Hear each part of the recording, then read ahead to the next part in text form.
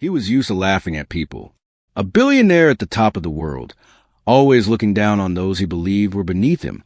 On a cold city night, with cameras flashing and assistants trailing, he mocked a man who had nothing, no home, no fortune, not even a place at the table of society. But in the space of a single encounter, the powerful man who thought money could buy everything was brought to his knees, not by wealth, but by a truth too deep to ignore. This is not simply a story about arrogance. It's about awakening. The billionaire's name was Thomas Everard, a man whose empire stretched across industries: banking, real estate, luxury goods. His face graced magazine covers with headlines that praised his cunning strategies, but whispered criticism followed him everywhere. Arrogance, insensitivity, cruelty, those weren't business setbacks, but personal habits. It was a winter evening when Thomas's company had just hosted a gala, the kind where politicians and celebrities polished their reputations with champagne and well-placed smiles.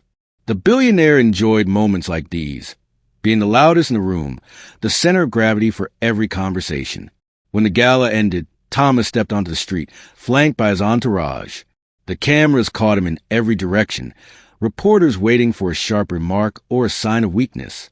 Then, just across the marble steps, he noticed a man sitting by the corner of the street. He was shivering, holding nothing but a cardboard sign that read, "Still human, still worthy." The man's clothes were torn, his skin weathered from time and struggle. He was black, and to the billionaire, that detail only seemed to reinforce in his own mind that here was someone invisible to the systems that lifted men like him to power. With a smirk, Thomas walked over, not out of compassion, but out of sport. He whispered something that made the reporters laugh, while pointing to the man as though he were nothing more than entertainment.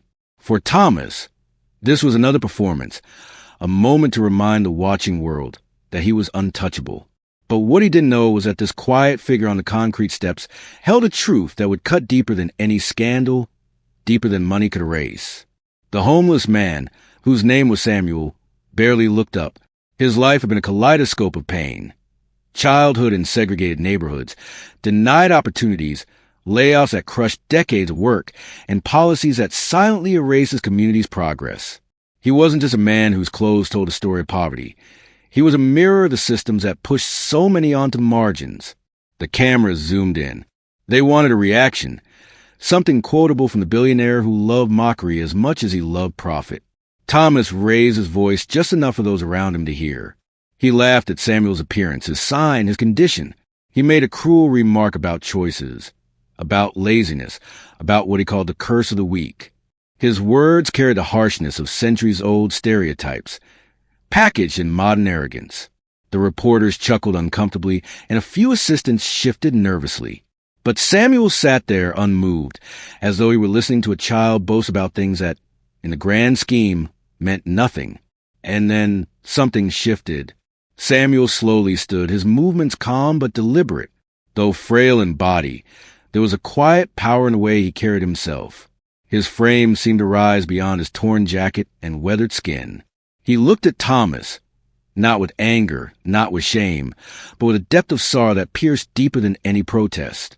His eyes told 1,000 stories, of generations overlooked, of dreams deferred, of invisible labor that built the very towers housing men like Everard. And in that silence, the billionaire felt, for the first time, uneasy. The laughter lingered in the air, but died quickly as Thomas caught the gaze of the man he had just mocked. It was not a gaze of accusation. It was something more devastating. A gaze of truth, of someone who had seen suffering far greater than anything a wealthy tongue could imagine. The air grew still, as though even the wind hushed to listen. Samuel finally broke the silence, not with bitterness, but with a steady presence that felt larger than the night itself.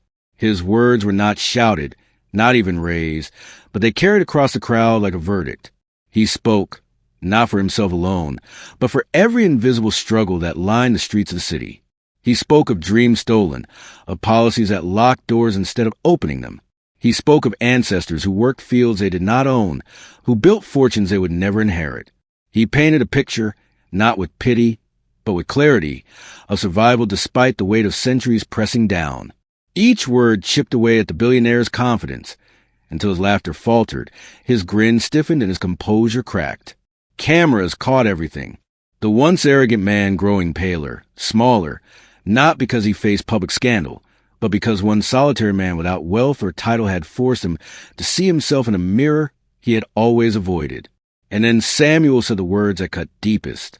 You measure worth by what you own. I measure worth by what cannot be bought. Who looks richer now? The crowd froze. There was no witty reply left in Thomas. His voice caught in his throat as though every fortune he had built drowned in a single question. His legs trembled, eyes avoided the stares, and for the first time in decades, the most powerful man in the room was silent. And right there, Thomas Everard, billionaire, laughed no more. He sat down, pale, trembling, confronted by a truth greater than his empire. The footage was everywhere by morning, not because a black homeless man had spoken with eloquence, but because a billionaire finally had nothing to say. Viewers saw what unraveled when arrogance met truth, when a system that rewards cruelty could not shield its champion from the weight of reality. Some dismissed the moment as theatrics, another meme to scroll past. But for others, something deeper happened during those few minutes on a sidewalk. People were reminded that dignity is not tied to a bank account, nor skin color to destiny. They were reminded of the dangerous ease with which wealth and prejudice combine to dehumanize. And in Samuel's story, a narrative unfolded that many recognized. The reality that there are countless voices unheard, dismissed, or even ridiculed because society teaches us to value gold over wisdom, image over substance. For Thomas, that night marked a fracture. In interviews later, his tone changed. He never spoke openly about that moment, but the recordings were there, forever etched into his legacy. The man who mocked the marginalized was forced to bow before dignity.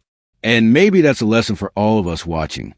Money buys applause, but it cannot buy respect. Power commands silence, but it cannot command truth.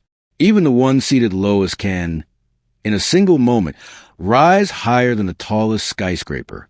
So the question remains, as it echoes beyond that night. When you meet someone with less than you, do you measure their worth by possessions or by the story they carry within? Because one night on a cold city street, the poorest man alive left a billionaire in tears, and the world is still asking why.